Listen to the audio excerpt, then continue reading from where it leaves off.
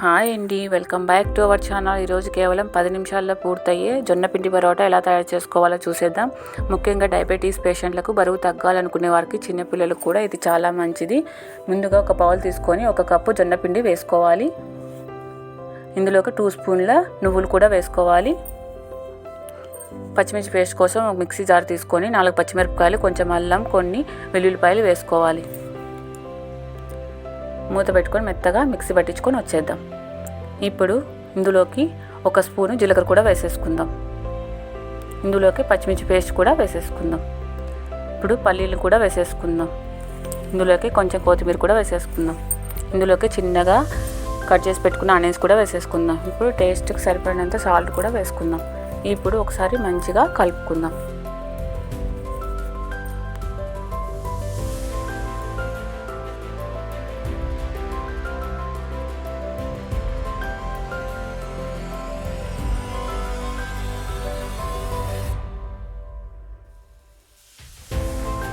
ఇప్పుడు ఇందులోకి వేడి నీళ్ళు పోస్తూ చపాతీ పిండిలాగా కలుపుకుందాం.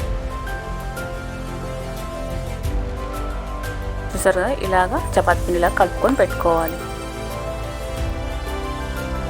ఇప్పుడు మూత పెట్టి 10 నిమిషాలు నాననివ్వాలి.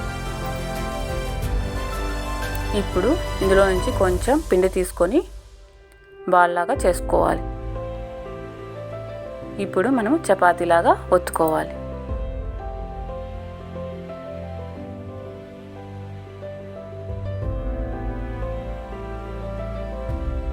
చూసారుగా, ఇలాగా ఒత్తుకోవాలి. ఇప్పుడు స్టవ్ ఆన్ చేసుకొని ఒక తవా పెట్టుకోవాలి. ఇందులో ఇప్పుడు తవా హీట్ అయిన తర్వాత కొంచెం ఆయిల్ కానీ నెయ్యి కానీ వేసుకొని కాల్చుకోవాలి. ఇప్పుడు ఆయిల్ వేసేసుకున్న తర్వాత చపాతీ వేసేసుకుందాం.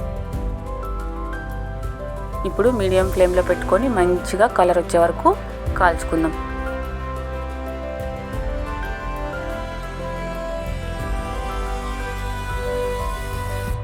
ఇప్పుడు ఈ సైడ్ ఆయిల్ కూడా పట్టించేసుకుందాం.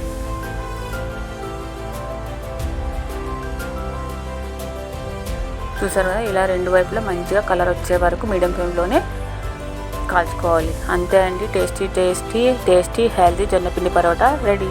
మీరు ట్రై చేసి ఎలా వచ్చిందో నాకు కామెంట్ చేయండి, షేర్ చేయండి, సబ్స్క్రైబ్ కూడా చేసుకోండి. Okay, bye.